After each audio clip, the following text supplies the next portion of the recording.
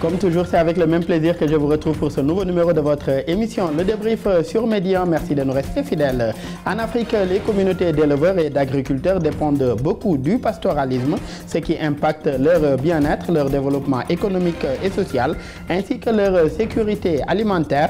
Il peut être défini comme l'ensemble des activités d'élevage valorisant par un pâturage extensif les ressources fourragères spontanées, des espaces naturels pour assurer tout ou partie de l'alimentation des animaux. Aujourd'hui, ce pastoralisme fait face à certains défis dans la zone Sahel. Quels sont ces défis auxquels le pastoralisme est confronté en Afrique et plus particulièrement dans le Sahel? Comment renforcer ce pastoralisme face aux défis sécuritaires dans le Sahel? Le développement en première partie d'émission. Et puis en seconde partie du débrief, il sera question de parler du rôle des communautés dans la gouvernance sécuritaire. Sur le continent africain, ces communautés locales ont toujours joué un rôle prépondérant pour garantir la sécurité dans leur zone. Ces dernières, à travers la promotion de la sécurité humaine, contribuent à la prévention des tensions et autres conflits, à l'instauration du dialogue et de la médiation et même à la résolution des conflits, ce qui participe à plus d'efficacité et d'inclusion dans la gouvernance sécuritaire africaine. Quel rôle de ces communautés dans la gouvernance sécuritaire? Comment cette collaboration avec les communautés peut constituer un moyen pour améliorer la bonne gouvernance du secteur de la sécurité? Le développement en seconde partie du débrief. Pour en parler sur ce plateau avec nos invités, M. Amadou Diallo, vous êtes diplômé en droit public et diplomatie, également spécialiste en relations internationales. Merci d'avoir une nouvelle fois répondu présent à notre invitation. Merci M. Sow pour cette invitation. Et en face de vous, vous avez M. Pape Ousmane Thiaw, analyste défense et sécurité, également doctorant en sciences politiques et relations internationales. Merci également Pape Ousmane d'avoir bien voulu répondre présent à notre invitation. C'est moi qui vous remercie. Et je reviens à M. Diallo pour rester avec le pastoralisme qui reste intrinsèquement lié au paysage culturel, économique et social du Sahel et même de l'Afrique de l'Ouest. Selon la Banque mondiale, il est pratiqué depuis plusieurs générations et garantit les moyens de subsistance de plus de 20 millions de personnes. Quelle lecture est-ce que vous faites de l'évolution aujourd'hui de cette mobilité des hommes et des animaux d'une région à l'autre, surtout dans cette zone Sahel-là? Merci M. Sow pour l'invitation tout d'abord. Et aujourd'hui, la thématique qui nous réunit ici est une thématique d'actualité, surtout au niveau de notre zone, le Sahel. Vous savez, plus de 80 millions de personnes dépendent de l'élevage au niveau de l'Afrique de l'Ouest et 20 millions au niveau du Sahel vivent grâce à cette activité. Aujourd'hui, cette activité, c'est le métier de certains parce qu'ils ont trouvé plusieurs générations de leur famille à exercer ce type d'activité. Et aujourd'hui, si cette activité est menacée, ça préoccupe non seulement les concernés, mais aussi les dirigeants. Et au-delà même d'un métier, c'est même une culture et un mode de vie chez certaines communautés. Exactement, parce que ces communautés aussi s'identifient à cette activité. Ils sont fiers aujourd'hui d'être des pasteurs.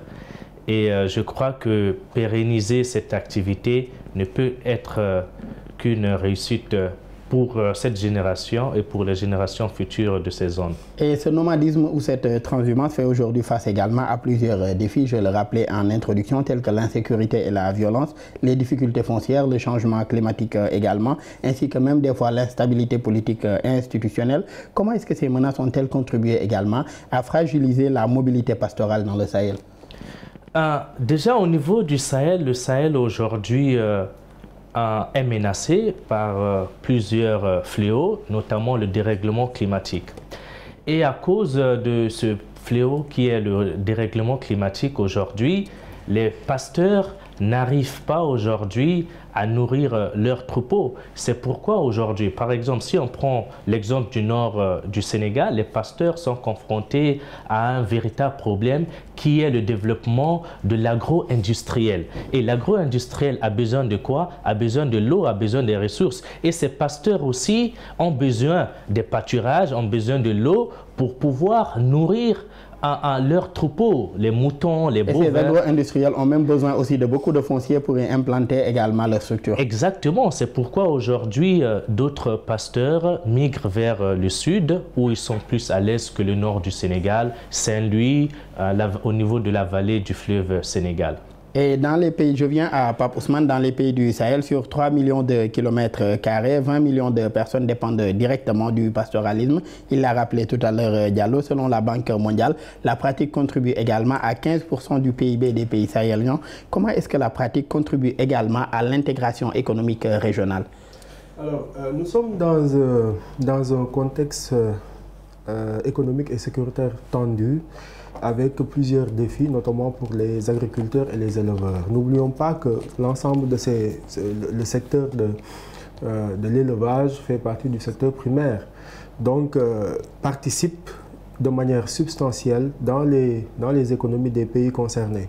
Et quand je parle des pays concernés, il ne s'agit pas seulement du Mali où la menace sécuritaire est plus présente, mais aussi de pays comme la Mauritanie et le Sénégal. Si on regarde bien la trajectoire des éleveurs au niveau de cette zone, ils empruntent le plus souvent un triangle. Ça part soit du Sénégal vers le Mali pour ensuite descendre vers... ça part d'abord du Sénégal vers la Mauritanie pour ensuite descendre vers le Mali, où cela fait le chemin inverse. Maintenant, avec les défis sécuritaires, cette impossibilité ou cette difficulté que peuvent avoir les agriculteurs ainsi que les éleveurs dans la mobilité, parce que récemment, je ne sais pas si vous avez suivi l'information, mais la frontière sud, la frontière nord entre le Mali et la Mauritanie est fermée. Cela pose beaucoup de soucis aux éleveurs de troupeaux qui ne peuvent plus aller vers le sud. Il a tout à l'heure expliqué que le fait de venir vers le sud à la fin de la saison des pluies, cela leur permettait d'assurer la nourriture de leur bétail et surtout leur approvisionnement en eau. Ce qui pose problème actuellement avec les défis sécuritaires que l'on observe au Mali. Et cela a un incident justement dans l'économie de manière générale des pays concernés. N'oublions pas que nous sommes des pays à majorité musulmane et que l'activité pastorale sert clairement au fait d'approvisionner le marché en bétail pour des occasions spéciales. Et même en lait également. En lait et en bétail et en viande par rapport aux événements religieux que nous pouvons voir, notamment au Sénégal, au Mali et en Mauritanie. Difficile partout. L'absence de mobilité est de nature à freiner leur activité et surtout le contexte sécuritaire qui ne contribue pas au développement de ces activités. Et même avec cette pratique du pastoralisme, on a vu récemment dans le nord du Sénégal, le nord que Diallo a cité tout à l'heure, un éleveur sénégalais qui a en tout cas été accueilli en héros, autant pour moi, après plusieurs années aujourd'hui, parti avec ses bêtes également à la recherche de pâturage. Pour en revenir à cette question, que ce pastoralisme aujourd'hui est plus qu'une simple pratique également. Il est autant pour moi culturel et même un mode de vie pour ces communautés d'éleveurs-là. Oui, c'est non seulement culturel, mais c'est quelque chose qui est ancré au sein des populations locales, notamment les populations, disons, tout couleur et Peul, depuis plusieurs millénaires. Les populations Peul, selon les recherches de Cheikh Anta Diop, viennent du bassin du Nil et qui ont migré au fur et à mesure de la disponibilité du pâturage et de l'eau vers l'ouest, en tout cas vers la région, vers l'Empire du Mali. Et justement, l'individu que vous avez mentionné tout à l'heure, d'ethnie Peul, qui a eu à faire plusieurs milliers de kilomètres à la recherche de pâturage, il est parti avec quelques animaux, il est revenu avec un grand troupeau. 5 ans après. Justement, 5 ans après, abandonnant ses enfants, sa famille, etc., ses proches. Cela veut dire quoi? Cela veut dire que pour pouvoir développer son activité et s'épanouir, parfois il faut partir très loin. Et cela pose un problème sur le plan social et un problème surtout sur le plan sécuritaire, parce qu'on ne sait jamais ce qui pourrait arriver à ce genre d'individu. Il est parti à l'aventure, il a été accueilli en héros et à juste titre. Et aujourd'hui, vous avez soulevé tout à l'heure plusieurs facteurs bloquants comme la question sécuritaire. Selon vous, comment lever aujourd'hui ces facteurs bloquants pour favoriser le développement de cette filière élevage-là et même des systèmes pastoraux en Afrique, plus particulièrement au Sahel? Alors, à première vue, c'est difficile parce qu'un contexte sécuritaire souvent exige des réactions plus ou moins fermes et des décisions difficiles à prendre pour certains États. Rappelons-le que le Mali a récemment fermé sa frontière avec la Mauritanie. Cela a causé beaucoup de difficultés aux éleveurs mauritaniens qui ne parviennent plus à franchir la frontière, alors que le plus souvent, durant la période de saison sèche, ils sont au niveau du territoire malien. Et justement, pour parvenir à faire en sorte que la filière puisse se développer, il faudrait une approche inclusive. Parce qu'il faudrait que les communautés puissent être associées à toute politique visant à développer le secteur de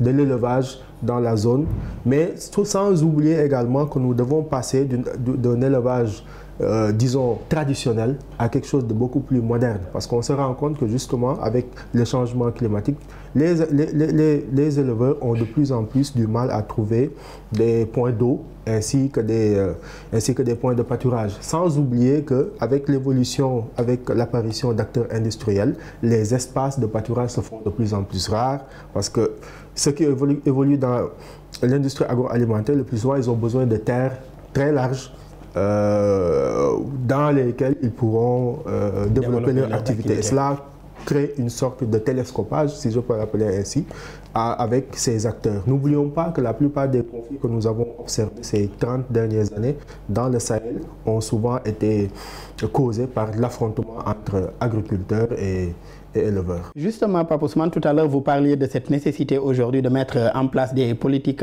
inclusives de gestion aujourd'hui de cette filière élevage et même des systèmes pastoraux. C'est d'ailleurs en tout cas ce que les États du Sahel ont tenté de faire en 2013 avec l'adoption de la déclaration de Nouakchott qui a représenté un moment décisif également pour les communautés pastorales avec la mise en place du PRAPS 1, le projet d'appui au pastoralisme au Sahel, avec pour objectif de renforcer la résilience des pasteurs et des agropasteurs dans les zones ciblées dans la région du Sahel. Que vous inspire, Diallo, ce programme qui a permis en tout cas à ces pays du Sahel de connaître plusieurs avancées et d'être plus résilients face aux défis actuels? La déclaration de Nouakchott, comme c'est intitulé, c'est-à-dire la première phase, c'était en 2013. Et en 2013, il y a eu plusieurs résolutions, surtout le développement du marché du bétail, que ce soit dans les zones où il n'y a pas vraiment de marché. Vous savez, dans les villages, il y a ce qu'on appelle les marchés hebdomadaires. Au Sénégal et au Mali, on appelle ça les lumo. D'accord? Ça permet aujourd'hui à ces éleveurs de pouvoir bien vendre leur bétail. Et aussi, ça permet aussi à ce que ces éleveurs et ces agriculteurs et d'autres personnes qui ne sont pas liées directement à ces activités de se nourrir automatiquement. Donc ça crée vraiment un véritable économique. Donc cette déclaration de Nouakchott est vraiment un véritable programme appuyé par des bailleurs comme la Banque mondiale. Et je crois qu'avec la phase 2 aussi qui a débuté en 2022, qui se prolonge jusqu'en 2027, permettra aujourd'hui à ces pasteurs de croire en leur activité, de croire en leurs dirigeants pour ne plus se décourager, pour continuer à évoluer dans leur domaine. Parce que, comme j'ai l'habitude de dire, le Sahel est vaste aujourd'hui. Le meilleur moyen d'occuper cette zone, c'est aujourd'hui l'élevage aujourd'hui. Parce qu'aujourd'hui, non seulement il y a le dérèglement climatique, il y a le problème aussi de la démographie aujourd'hui. Le Sahel aujourd'hui, comme je vous ai dit, 20 millions de personnes dépendent de cette activité au niveau du Sahel et 80 millions de personnes au niveau de l'Afrique de l'Est aujourd'hui. S'il n'y a pas... Exactement. Et aujourd'hui, si on prend le cas du Nigeria, les mésententes entre les éleveurs et les agriculteurs ont occasionné plus de dégâts que ce que Boko Haram a fait depuis son existence au niveau du Nigeria. Donc cela veut dire qu'aujourd'hui, c'est un véritable problème qu'il faut prendre en compte. Et ce qui doit servir d'exemple également à d'autres régions comme le Sahel dont nous parlons actuellement aujourd'hui pour trouver des solutions en tout cas afin d'éviter que pareille situation ne se reproduise dans cette région ouest africaine-là. Vous parliez tout à l'heure de la phase 2 du PRAPS, mais avant d'en venir à cette phase 2, j'aimerais qu'on reste avec les résultats du PRAPS 1 qui a permis la formation en tout cas de plus d'une centaine de vétérinaires, la mise en place également de pratiques et de gestion durable sur plus de 13 millions d'hectares dans le Sahel, tout en délimitant 4200 km de couloirs de transhumance pour sécuriser la mobilité et améliorer également l'accès aux ressources, ainsi que la création de comités également de résolution des conflits entre autres. Selon vous, face à la situation actuelle dans le Sahel, quels sont les nouveaux défis à relever aujourd'hui pour renforcer ce pastoralisme, en plus en tout cas de ces résultats-là partagés? Le défi, c'est d'abord former les femmes et les hommes et les jeunes à maîtriser le droit, à maîtriser surtout le droit, à maîtriser aussi ce qui est important dans cette activité pour ne pas empiéter dans les champs des agriculteurs. C'est ce qui crée souvent des différends entre les deux groupes. Donc les défis, je crois que les défis, c'est la formation, c'est l'éducation, c'est la création des emplois, c'est la sécurisation des troupeaux et aussi des champs des concernés. Et par rapport à cette formation dont vous parlez, est-ce une formation sur les questions de médiation et de dialogue pour prévenir les conflits ou bien une formation beaucoup plus large? Il y a plusieurs types de formations. Par exemple, dans les villages, on arrive à sensibiliser même les acteurs locaux à savoir régler ces différents types de différends. Parce que vous savez, dans les villages, entre les éleveurs, ce n'est pas seulement l'État qui est là, qui arrive à résoudre les problèmes, mais il y a aussi des autorités coutumières, les autorités locales, ou par exemple des personnes influentes dans ces différents types de zones. Et aussi, parlant de la formation, on forme aussi des femmes aussi aujourd'hui à pouvoir fabriquer à partir du lait des fromages, des beurres. Et aussi, ça permet à ce que ces personnes puissent se sédentariser et ne pas aller dans des destinations souvent incertaines. Et justement, ce sont de plus en plus également des programmes qui sont développés dans certaines localités, en tout cas, où le pastoralisme y est pratiqué. Et Pape Ousmane, la deuxième phase du projet régional d'appui au pastoralisme au Sahel, PRAPS 2, couvre 6 pays sahéliens que sont le Burkina Faso, le Mali, la Mauritanie, le Niger, le Sénégal et le Tchad. Elle est mise en œuvre, en tout cas, sous la coordination du comité permanent inter-État de lutte contre la sécheresse, autant pour moi, au Sahel, et couvre la période 2022-2027, comme l'a rappelé Diallo. Comment de tels programmes constituent un moyen d'harmoniser les politiques publiques, les réglementations et même les plans d'action en termes de développement du pastoralisme? Alors, c'est un programme qui regroupe plusieurs pays qui ont des réalités peut-être économiques différentes, qui ont des réalités sociales un peu différentes. Par exemple, ce qui se passe actuellement sur le plan économique, et politique et sécuritaire au Mali n'est pas peut-être comparable à ce qui peut se passer au Sénégal, même si le Sénégal est exposé à ce risque sécuritaire. Mais quoi qu'il en soit, c'est un programme qui devrait pouvoir permettre d'aller vers une meilleure structuration de la filière pastorale. Tout à l'heure, il a expliqué le fait de pouvoir en faire une activité économique à part entière. Ici au Sénégal, il y a des acteurs privés qui aide ces communautés pastorales à mieux valoriser leur production, notamment avec le lait.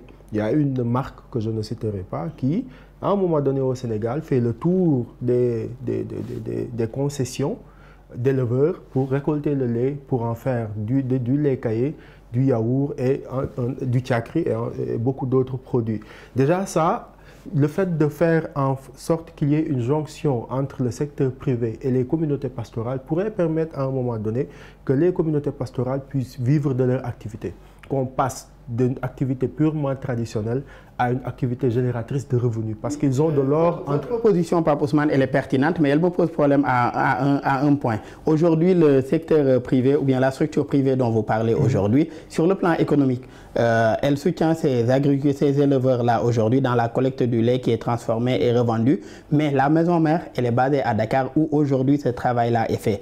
Mais travailler à davantage rapprocher ces structures-là également de ces populations, est-ce que cela ne serait pas plus bénéfique, et même par rapport à la la création d'emplois, que ce soit pour les jeunes et les femmes de ces localités-là. Absolument, on est d'accord. Mais le constat, lorsqu'on est sur le terrain, c'est quoi?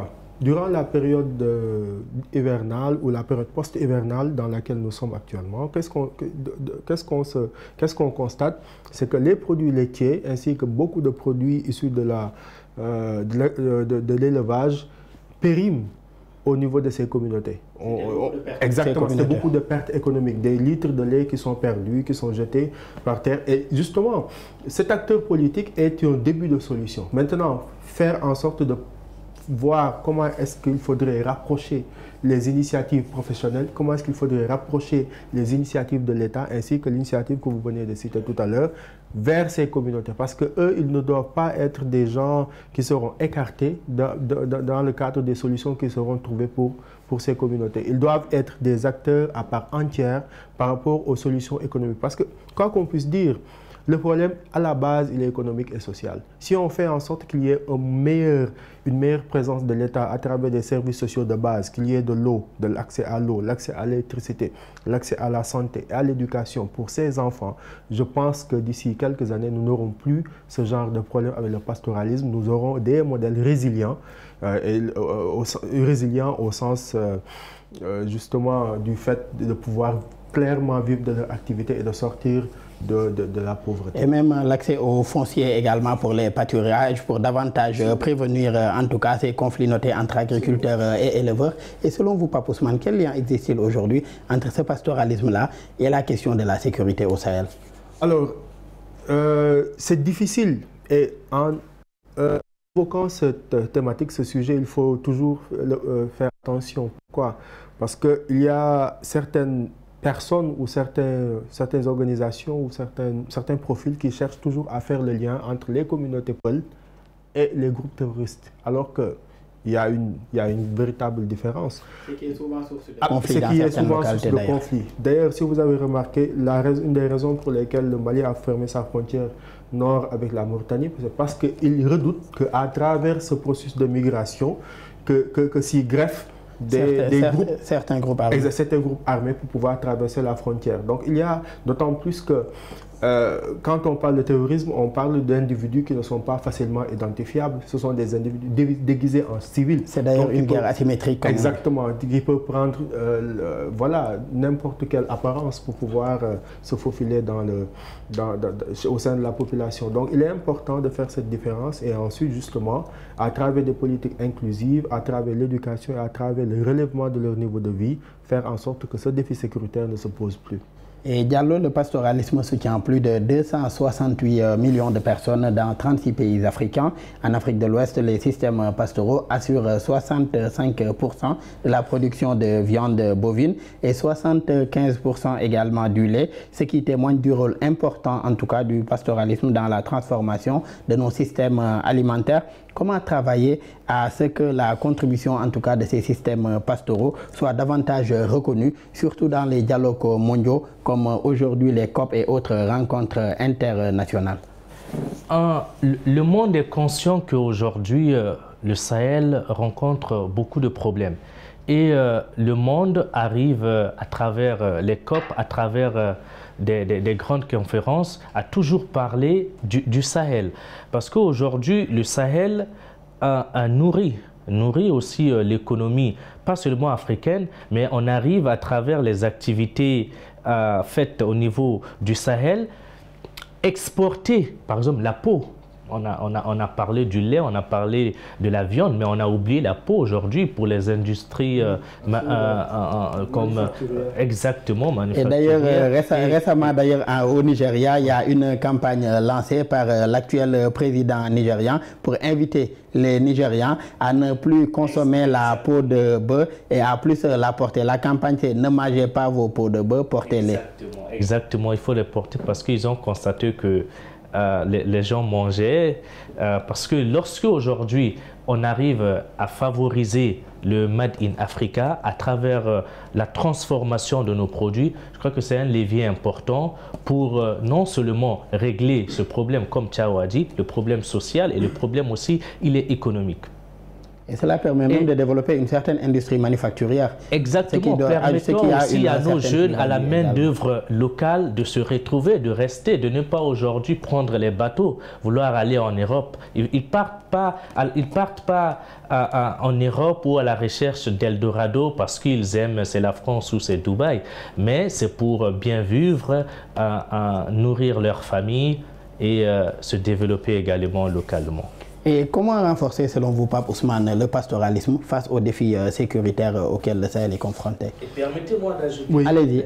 En attendant, même on parle par exemple de l'Afrique de l'Ouest, l'intégration. Parmi les meilleurs moyens aujourd'hui de s'intégrer, il y a le pastoralisme. Parce qu'aujourd'hui, nous voyons les Maliens, pendant la période chaude, aller vers le sud du Sénégal, aller vers la Côte d'Ivoire, vers Sikasso, etc. Donc, si on arrive vraiment à bien encadrer à travers des mécanismes publics ou bien étatiques, on pourra vraiment arriver à l'intégration totale au niveau de nos zones. Et c'est un bon moyen d'intégration, en tout cas, entre les peuples ouest-africains, comme vous l'aviez dit. Et Pape Ousmane, aujourd'hui, comment renforcer ce pastoralisme face aux défis sécuritaires dans le Sahel? Alors, en répondant à cette question, je suis tenté de m'attaquer comment ça s'appelle, au nomadisme. Mais s'attaquer au nomadisme, c'est s'attaquer à la tradition multiséculaire de ces communautés. Et pourtant, cela pourrait être une solution durable et efficace, c'est-à-dire le fait de les accompagner dans le fait d'avoir une véritable industrie par rapport à leur activité. Le domaine du pastoralisme revêt de plusieurs potentialités, notamment le cuir que vous avez évoqué tout à l'heure. Actuellement, le Sénégal importe du cuir pour fabriquer avec l'industrie de la manufacture des chaussures à Ngaï. Donc cela pourrait être un début de solution, faire en sorte que les pasteurs puissent être des fournisseurs de produits de première nécessité pour différentes activités. Tout à l'heure, j'ai évoqué la possibilité pour les acteurs privés de se rapprocher de ces communautés, pouvoir prendre les excédents de lait afin de les transformer d'une autre manière. Davantage cette chaîne de valeur-là autour du pastoralisme. Malheureusement, nous en sommes à la fin de la première partie du débrief. En seconde partie, il sera question de parler des communautés locales et de quelle contribution dans la gouvernance sécuritaire. Et c'est tout de suite.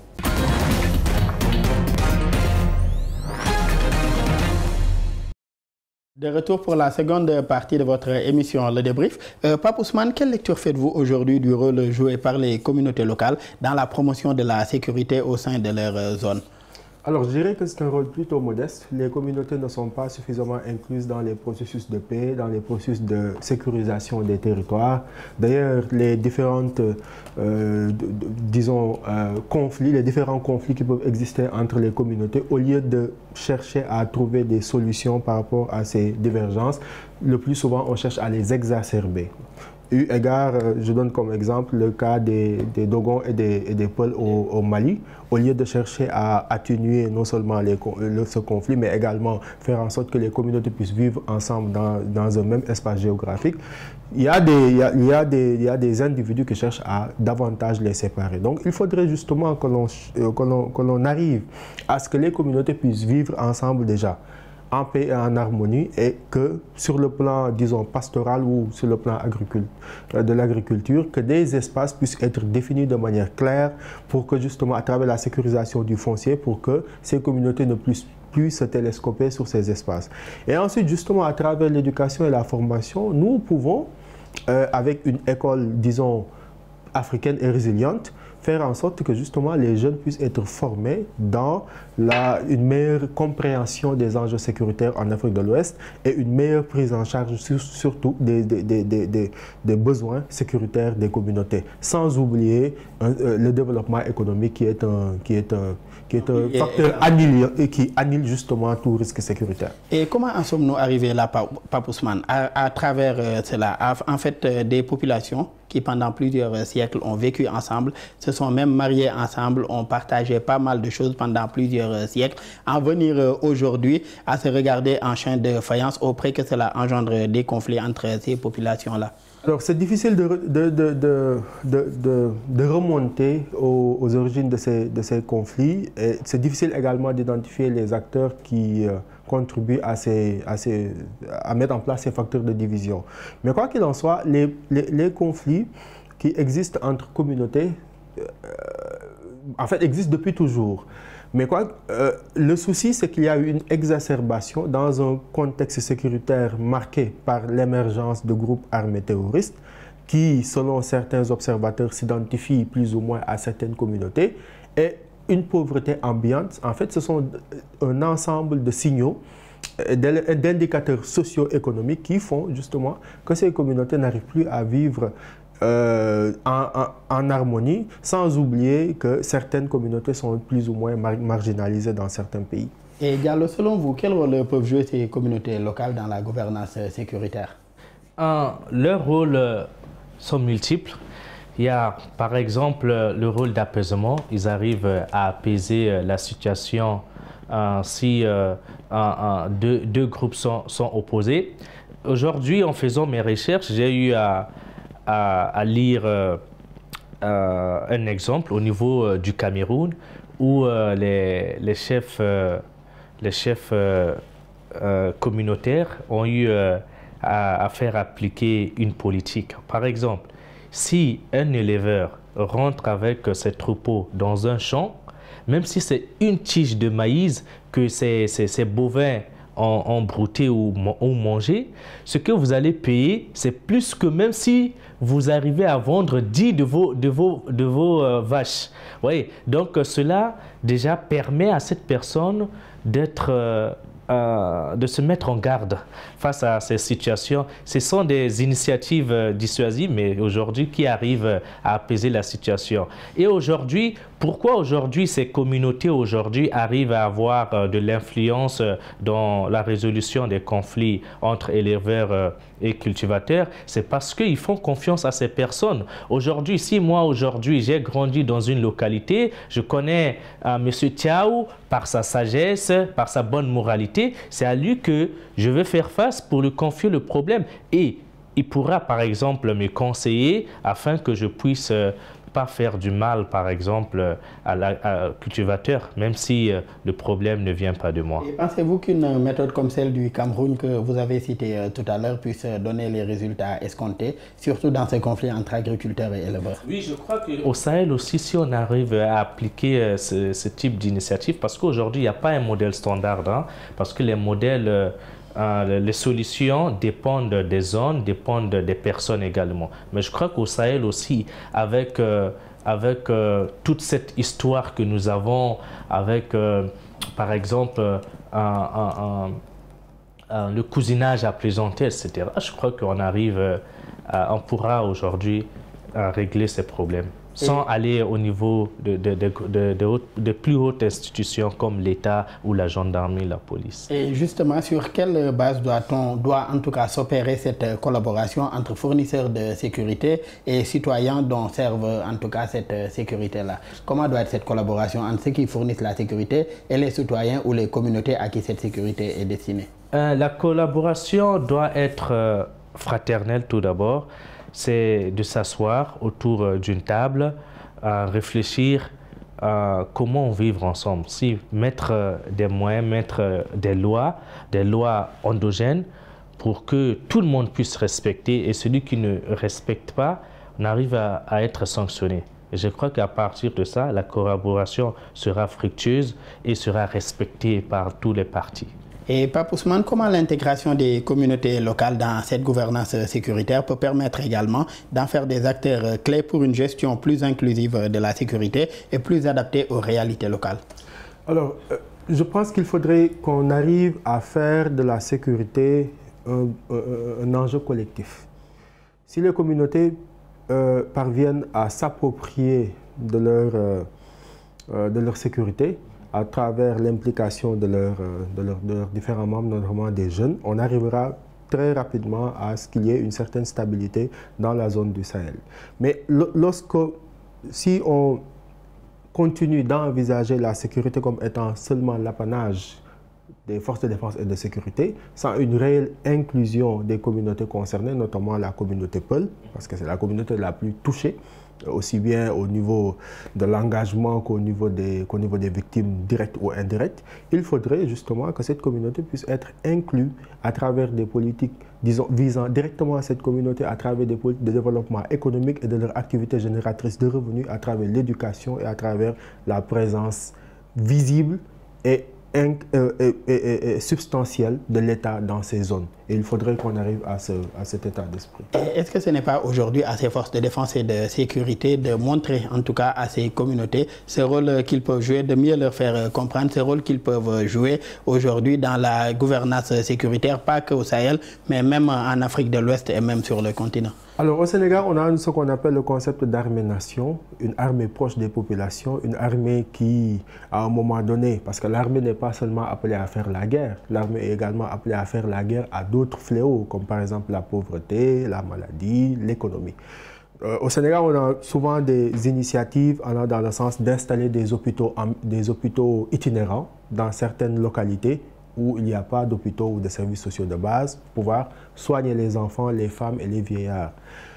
Le fait que pour les forces de défense et de sécurité de se rapprocher davantage de ces communautés, de travailler en parfaite harmonie avec ces communautés et d'avoir des initiatives allant dans ce sens, notamment peut-être la création de points d'eau, parce que la création de points d'eau, notamment durant la saison des pluies, ça se passe comment? Ce sont des pelles et des... voilà. En une semaine ou en quelques mois, on peut creuser un grand espace qui servira à recueillir de l'eau de pluie. Et cette eau de pluie pourra servir de point d'approvisionnement pour les éleveurs. Donc, à travers ces initiatives, on verra très rapidement qu'il y a une forme d'adoption des enjeux sécuritaires par rapport à ces populations. Et cela permet également de développer aussi une certaine confiance entre civils et autres forces de défense et de sécurité. Et Diallo, les organisations de femmes et de jeunes également constituent aussi des porteuses de voix dans leur localité. Quel impact en tout cas de la contribution des femmes et des jeunes dans la prévention des conflits et même la résolution de ces conflits-là? Monsieur Thiaw a eu à donner une bonne solution pour la question que vous avez posée, surtout sur la collaboration. Aujourd'hui, il faut que l'État puisse inclure à ces communautés dans les sphères de décision. On a vu par exemple avec le président du Bénin, Patrice Talon, où il a organisé une journée, il a rencontré les éleveurs, parce que dans la plupart de nos pays, les plus grands éleveurs, ce sont des Peuls. Il a rencontré non seulement les acteurs, il a rencontré aussi leurs leaders, et ils ont trouvé une solution, parce qu'il faut les écouter d'abord, parce qu'ils sont sur le terrain. Ils sont sur le terrain, ils savent ce qui se passe, et à partir de l'écoute, on peut élaborer des bonnes politiques publiques pour trouver des solutions. Et aujourd'hui, il faut impliquer les femmes et les jeunes aujourd'hui, parce que c'est les jeunes aujourd'hui qui sont l'avenir de ces espaces, qui sont l'avenir du Sahel. Si aujourd'hui les jeunes ne sont pas impliqués et les femmes, on assiste à ce qu'on voit aujourd'hui, l'immigration, la clandestinité, la criminalité, etc. Et aujourd'hui, même en parlant même de ce fléau aujourd'hui qui est le terrorisme au Sahel, on trouve aujourd'hui des Peuls, oui, des Peuls, parce que d'autres, par exemple, disent qu'on a interviewé, on n'arrivait pas à avoir du travail, on était dans le chômage, et puis il y a des gens qui sont venus de nulle part, nous ont proposé des sommes exorbitantes. Et ça faisait l'affaire. L'intérêt d'inclure davantage ces femmes et ces jeunes qui sont également des victimes de ces fléaux comme les groupes armés, la menace terroriste et autres. Ça permet en tout cas de prévenir ces menaces également. Nous y reviendrons tout à l'heure pour davantage développer. Et Pape Ousmane, dans ces communautés sont également retrouvées des autorités religieuses et coutumières. Que vous inspire la contribution de ces dernières à la sécurité et à la stabilité en Afrique? Alors, nous avons nos modèles de société accordent une place non négligeable aux leaders communautaires, aux leaders religieux et aux leaders coutumiers. Donc, il est important, dans le cadre de la recherche de solutions, aussi bien au niveau des États qu'au niveau des communautés, que ces leaders d'opinion que ce sont des leaders d'opinion, puissent contribuer à une forme d'endogénéisation des solutions qui seront trouvées, et seront des solutions structurelles qui seront trouvées et qui sont destinées à ces populations. C'est pour cela qu'il est important, et tout à l'heure nous avons évoqué l'exemple du Niger, lors du coup d'État, il y a eu une délégation des Peuls de l'émir du Kano qui est allé le voir. C'était la délégation reçue par le général Tiani, c'était l'émir de Sokoto, venu du Nigeria. Et le général Tiani a été très ouvert à cette initiative, contrairement au fait de recevoir des chefs d'État ou des délégations ministérielles. Il a été très ouvert au fait de recevoir une délégation issue d'une communauté Peul, qui se retrouve jusqu'au Niger. Je rappelle que Tiani est issu de cette communauté. Donc il est important, selon moi, de mettre à contribution l'ensemble de ces acteurs communautaires, de ces acteurs traditionnels, parce que quoi qu'il en soit, les décisions ou les solutions qui seront prises vont concerner directement ces populations. Et quelle lecture faites-vous de cette forme de diplomatie qui tantôt peut être une diplomatie religieuse ou même en tout cas le développement de certains mécanismes endogènes pour résoudre des conflits sur le continent? Quelle lecture faites-vous de cette forme de diplomatie? Alors c'est une forme d'hybridation de la diplomatie, une diplomatie classique avec l'envoi d'émissaires, de ministres ou peut-être même d'intermédiaires qui peuvent être des chefs d'État, mais également le fait d'inclure des leaders communautaires, culturels ou religieux pouvant transmettre un message d'une autre nature. Parce que tout dépend du message en fait. Dans le cadre de négociations et dans le cadre de beaux offices, tout dépend du type de message ou tout dépend de la portée du message qui est transmis.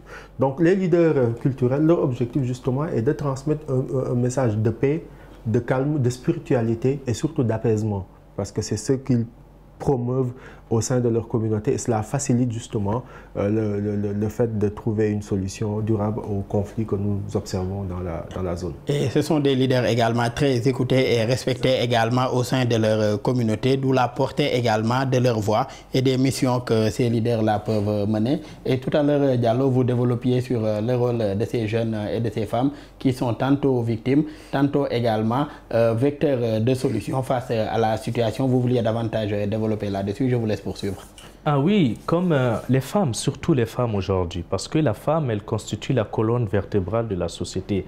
Si elle est formée, elle est sensibilisée, elle pourra expliquer à ses enfants que ça c'est bien, ça ce n'est pas bien. Et aujourd'hui, la meilleure manière aujourd'hui de pallier à ce problème, c'est de former les femmes, c'est de trouver des activités à ces femmes pour pouvoir non seulement se sédentariser, et aussi à faire fi face à des fléaux comme l'insécurité. Et aujourd'hui aussi, au niveau de ces leaders, il y a des femmes aussi, il y a des femmes aussi aujourd'hui qui peuvent mener cette diplomatie. J'ai aimé ce que Pape Thiaw a dit. Certes, il y a ce qu'on voyait, l'envoi des émissaires, la diplomatie classique, mais aujourd'hui, il y a plusieurs formes de diplomatie, comme par exemple le Maroc avec sa diplomatie spirituelle, aussi au niveau du Sénégal avec les guides religieux comme le Khalife général des Mourides arrivent aujourd'hui à régler les problèmes sans que ça soit même médiatique aujourd'hui. Je prends l'exemple aussi de la région de Nioro du Sahel, au Mali. Vous savez, au Mali, dans la région de Nioro du Sahel, dans cette grande ville, il y a deux grands religieux. Il y a le shérif de Nioro qu'on appelle Bouya Aïdara et le petit-fils de Oumar Foutiyou Tall. Amadou a dit qu'aujourd'hui les terroristes ont pris. On souhaite qu'il puisse retrouver sa famille exactement. Voilà, ils arrivaient à régler les problèmes de plusieurs villages aux alentours. La plupart de ces problèmes, si ce n'est pas des problèmes d'ordre religieux, c'est des problèmes d'ordre du pastoralisme, etc. Et par rapport au rôle même que peuvent jouer les femmes, on a l'exemple également des femmes alimates en Mauritanie, qui sont des femmes érudites également, qui mènent une mission essentielle dans le cadre de la prévention des conflits et même de la lutte contre l'extrémisme violent. Oui, le Sahel, vraiment les femmes du Sahel sont vraiment impliquées dans l'affaire sociale. C'est pourquoi elles contribuent, elles arrivent à avoir leur propre voix, à être écoutées pour trouver des solutions. Et je crois qu'il faut renforcer les politiques publiques allant vers le soutien de ces femmes pour une société plus apaisée et unifiée. Et selon vous, Pape Ousmane, quelle contribution de ces femmes aujourd'hui dans ce contexte sécuritaire? Alors, la contribution de la femme de manière générale dans tout type de contexte est essentiel. N'oublions pas que dans un secteur comme l'agriculture et l'élevage, les femmes sont toujours au devant de la scène, sont les principales actrices. Il est difficile d'envisager une amélioration des conditions économiques dans différents pays du Sahel sans pour autant une inclusion totale des femmes, parce que n'oublions pas que nous avons des secteurs, nous avons des économies largement tertiarisées, mais également qui dépendent pour une large part du secteur informel. Et quand on parle de secteur informel, il y a quoi? Il y a le plus souvent le commerce et une partie du secteur primaire qui sont dirigés par des femmes.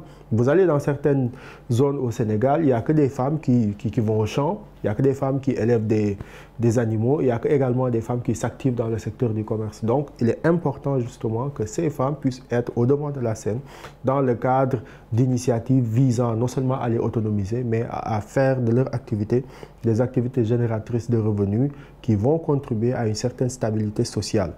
Sans oublier également le rôle des femmes dans les forces de défense et de sécurité à travers une meilleure promotion de leur leadership, dont l'objectif justement est de parvenir à une meilleure inclusion, à une meilleure collaboration des forces de défense et de sécurité et les communautés au niveau local. Et à côté des femmes, des jeunes et autres autorités religieuses et coutumières, il y a en tout cas un autre acteur que je souhaiterais citer, c'est les collectivités territoriales. Selon vous, quel rôle peuvent jouer également ces collectivités locales et autres collectivités territoriales dans la prévention et la gestion des conflits?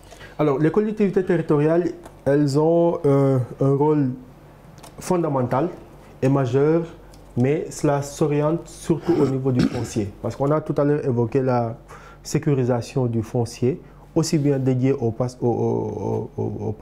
pâturage qu'au niveau de l'agriculture. Donc il faudrait que les collectivités territoriales puissent clairement identifier les zones qui seront dédiées aux agriculteurs et aux éleveurs afin qu'il y ait plus de télescopage. Mais il faudrait également que les collectivités territoriales puissent mettre en place à travers la décentralisation et à l'autonomie financière dont elles disposent de plus en plus, mettre en place des politiques d'inclusion sociale au niveau local et qui devraient permettre aux agriculteurs et aux éleveurs de pouvoir clairement vivre de leur activité. Et Diallo, selon vous, comment structurer et valoriser davantage le volontariat communautaire comme levier de gouvernance sécuritaire? Le volontariat communautaire comme levier de gouvernance sécuritaire. Puisque de plus en plus au niveau des communautés, on voit des jeunes ou même des femmes qui sont souvent des volontaires communautaires qui règlent beaucoup de problèmes au sein de ces communautés-là. Comment davantage valoriser ce type d'initiative aujourd'hui pour que cela contribue également à la gouvernance sécuritaire? Les solutions endogènes sont toujours les meilleures des solutions, surtout dans nos zones. Parce que, en parlant des volontaires qui sont sur place, et même avec l'aide du financement même de la diaspora, ils arrivent à trouver des moyens ou des initiatives pour trouver non seulement des solutions dans les différends entre les agriculteurs et les éleveurs, mais aussi ils arrivent à créer des sociétés ou des industries pour pouvoir permettre à ces personnes de s'occuper, d'être actives. Et aujourd'hui, on voit, les femmes fabriquent aujourd'hui des savons, fabriquent aujourd'hui des céréales, aujourd'hui, sans avoir une grande expertise au niveau de Dakar ou de Bamako ou encore de Nouakchott. Donc c'est vraiment un véritable levier que l'État devrait vraiment accompagner pour que le problème puisse être résolu de façon endogène et que les peuples de nos nations, les peuples de nos pays puissent vraiment être fiers de leur pays et rester vivre en paix. Accompagner davantage ces initiatives communautaires pour une meilleure gouvernance sécuritaire. Et Pape Ousmane, comment cette collaboration avec les communautés peut également constituer un moyen pour améliorer cette gouvernance du secteur de la sécurité, le renforcement de la collaboration avec les communautés? Alors l'inclusivité est importante. Il faudrait que les communautés puissent s'approprier la sécurité dans leur espace géographique, que ces communautés en face puissent en faire un véritable défi quotidien, parce que la sécurité est un défi quotidien. Les incursions de groupes armés terroristes se font de manière quotidienne. Les conflits entre agriculteurs et éleveurs, c'est de manière quotidienne. Donc, c'est aux communautés de trouver les différents mécanismes d'inclusion et différents mécanismes de dialogue qui incluent justement les leaders d'opinion ainsi que les leaders communautaires, dont l'objectif justement est d'apaiser ces territoires. Et c'est justement à travers le fait d'apaiser ces territoires que l'on parviendra à un certain développement économique inclusif. Donc il faudrait que les communautés s'approprient du concept de sécurité et que ces communautés travaillent ensemble à apaiser. Pour les amener à s'approprier de cela pour en arriver à ces résultats escomptés? L'éducation déjà, l'éducation et surtout le développement de projets inclusifs et orientés vers les jeunes et les femmes, faisant en sorte justement que ces acteurs puissent s'identifier aux différentes politiques de l'État qui sont mises en place. Et comment arriver aujourd'hui, Diallo, à ce que ces acteurs communautaires s'identifient davantage à ces politiques publiques mises en place par l'État central? On le rappelait tout à l'heure, certains en tout cas de ces communautés locales-là vivent dans des zones où ils ne sentent pas souvent aujourd'hui la présence de l'État central. Donc comment arriver aujourd'hui à ce qu'ils se sentent concernés davantage par ces politiques publiques menées par leur État central? Il faut d'abord les écouter. Il faut les écouter à travers les autorités des collectivités locales, parce qu'aujourd'hui, je crois que ce soit au Mali et au Sénégal, il y a vraiment une politique visant à décentraliser plusieurs structures de l'État, permettant à l'État d'être proche de sa population, de les écouter et vraiment de mettre la main à la pâte avec la population pour pouvoir trouver des solutions idoines, parce que n'oublions pas, nous sommes des pays où nos économies sont plus basées sur l'économie informelle, même si aujourd'hui l'élevage c'est une deuxième mamelle même de l'économie de l'Afrique de l'Ouest. Il faut aujourd'hui qu'il y ait ce mécanisme entre l'État, la population et les acteurs de ces zones. Travailler à davantage faire en sorte que ces populations locales se sentent davantage concernées par les politiques publiques menées par l'État central. Et cela passe aussi par l'éducation, comme M. Thiaw a dit, parce qu'il faut qu'il y ait l'éducation, la sensibilisation et l'action surtout. Cela passe par l'éducation, la formation et surtout l'appropriation et la confiance aujourd'hui entre l'État central, les forces de défense et de sécurité, ainsi que même les communautés. Malheureusement, nous en sommes à la fin de cette émission. Je rappelle que nous recevions M. Amadou Diallo. Vous êtes diplômé en droit public et diplomatie, également spécialiste en relations internationales. Merci encore d'avoir été avec nous et c'est toujours un plaisir de partager ce plateau avec vous. Merci, le plaisir est partagé et je remercie également M. Thiaw pour ses brillantes interventions et surtout à M. Sow. Ce n'est pas la première fois, mais c'est fait un plaisir. Merci beaucoup. Plaisir partagé. Ça fait un bout de temps qu'on ne vous avait plus retrouvé au débrief et c'est un grand plaisir de vous retrouver à nouveau sur ce plateau. Et en face de vous, M. Pape Ousmane Thiaw, analyste défense et sécurité, également doctorant en sciences politiques et relations internationales. Toujours un plaisir aussi, Pape Ousmane, de partager le plateau avec vous. Oui, plaisir partagé, M. Sow, et je remercie également mon co-débatteur. Merci à nos collègues aussi de l'équipe technique pour les facilitations et pour la réalisation de cette émission. Merci à vous tous qui nous suivez et très bonne suite de programme sur nos antennes.